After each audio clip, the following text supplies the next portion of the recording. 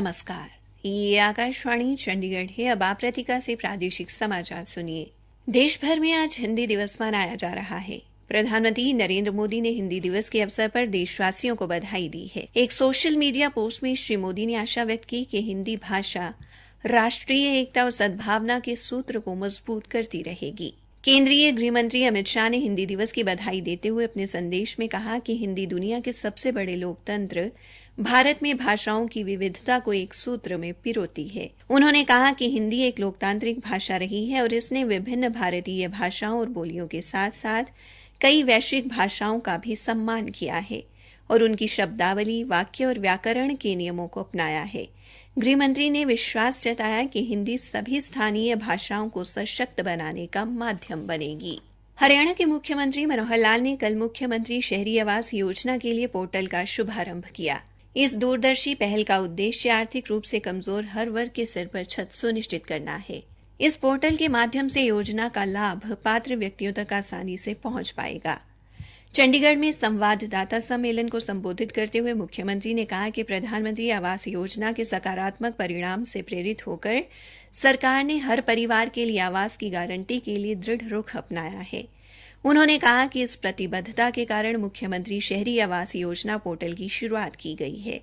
ये पोर्टल 1,80,000 रुपए से कम वार्षिक आय वाले आर्थिक रूप से कमजोर परिवारों के लिए आवेदन की सुविधा प्रदान करेगा।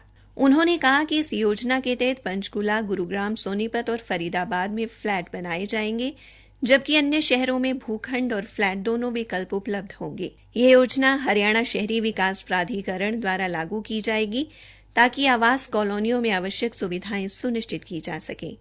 इसके अलावा निर्माण प्रक्रिया में आधुनिक और कुशल आवास समाधानों के प्रति सरकार की प्रतिबद्धता दर्शाने वाली अत्याधुनिक तकनीकों को शामिल किया जाएगा। मुख्यमंत्री मनोहर लाल ने कहा है कि इस वर्ष जुलाई में भारी वर्षा एवं बाढ़ के कारण धान की दोबारा बुआई करने वाले किसानों को 7,000 रुपए प्रति एकड़ के हिसाब से मुआवजा दिया जाएगा। मुख्यमंत्री चंडीगढ़ में संवाददाता सम्मेलन को संबोधित कर रहे थे। एक प्रश्न के उत्तर में उन्होंने कहा कि केंद्र सरकार ने न्यूनतम समर्थन मूल्य पर 2.5 लाख टन बाजरे की खरीद की अनुमति दी है। अगर किसानों को कम भाव मिलता है तो भावांतर भरपाई योजना के तहत उसकी क्षतिपूर्ति की जाएगी। आकाशवाणी चंडीगढ़ के समाचार सेवा प्रभाग द्वारा अमृतकाल में शुरू की गई प्रश्नोत्तरी प्रतियोगिता का आज का प्रश्न है, ब्रिटिश सरकार ने भारत छोड़ो आंदोलन के नेताओं को गिरफ्तार करने के लिए कौन सा ऑपरेशन शुरू किया था? प्रश्न एक बार फिर से सुन लें।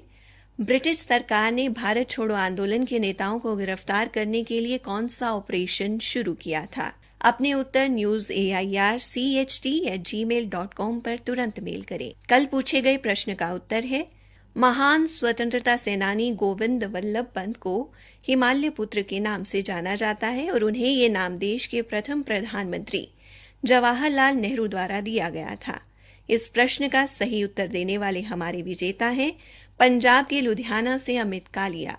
अंबाला छावनी के आर्य कन्या महाविद्यालय में हिंदी सप्ताह के उपलक्ष्य में नुक्कड़ नाटक का आयोजन किया गया। नाटक में बीए प्रथम वर्ष की छात्राओं ने अपने अभिनय प्रदर्शन द्वारा हिंदी भाषा की उपयोगिता और वर्तमान समय में इससे होने वाले लाभ से अवगत कराया तथा मातृभाषा का सर्वोपरि सम्मान देने का संदेश सभी छात्राओं तक पहुंचाया। प्राचार्य डॉक्टर अनुपमा आर्य ने अपने संबोधन में कहा कि इस प्रकार के कार्यक्रमों से हिंदी भाषा के प्रति जागरूकता लाई जा सकती है। इस अवसर पर कविता पठन एवं कथा लेखन प्रतियोगिताओं का भी आयोजन किया गया। भिवानी के रक्तवीर राजेश डुडेजा को जिला ब्राह्मण विकास परिषद द्वारा सम्मानित किया गया।